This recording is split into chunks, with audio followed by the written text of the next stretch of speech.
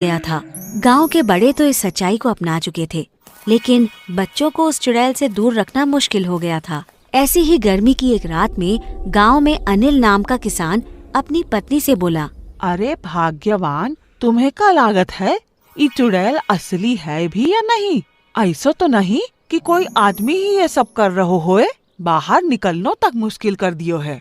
उसकी पत्नी बोली, हमका क्या पता, हम थोड़ी ना जी देखे हैं उस चुड़ैल को। अनिल और उसकी पत्नी के बीच ये बात चल ही रही थी कि अचानक अनिल को उसके पड़ोसी नंदू की चिल्लाने की आवाज आई। बाहर आकर जब अनिल ने नंदू को देखा तो नंदू पागलों की तरह मेरा बेटा चिल्ला रहा था।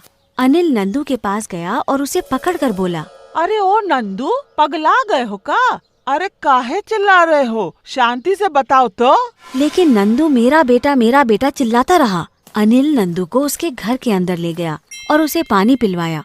उसके कुछ शांत होने पर अनिल बोला, हाँ भैया, अब बताओ क्या समस्या है?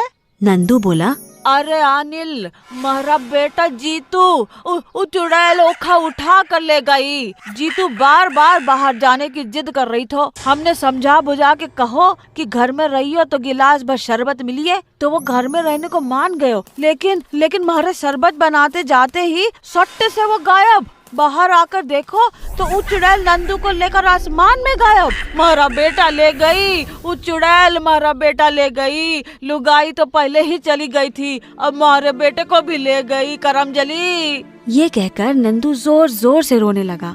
अपने दोस्त को यूं रोता हुआ देखकर अनिल से रहा नहीं गया और वो नंदू को शांत कराने लगा। नंदू को शांत कराकर अनिल अपने घर आ गया और अपनी पत्नी से बोला, बहुत भाव, अब और नहीं, ये चुड़ैल का तो कोनो बंदोबस्त करनो ही पड़ोगो। ये सुनकर अनिल की पत्नी बोली, हाँ लेकिन आप करिए का? अनिल बोला, वो तो अब कल ही पता चलिए। अगले दिन अनिल ने गांव के सभी लोगों को पंचायत भवन में इकट्ठा किया। वहां पर गांव के सभी बुजुर्ग और भूत चुड़ैलों का ज्ञान रखने वाले लोग भी अनिल ने बुलाए थे। उन सब के शांति से पंचायत में बैठने के बाद अनिल बोला, तो जैसा कि आप सभी जानत हैं कि पिछली रात महरे पड़ोसी और ई गांव के बहुत अच्छे नागरिक नंदू भैया के बेटे को वो चुड़ैल उठाकर ले गई।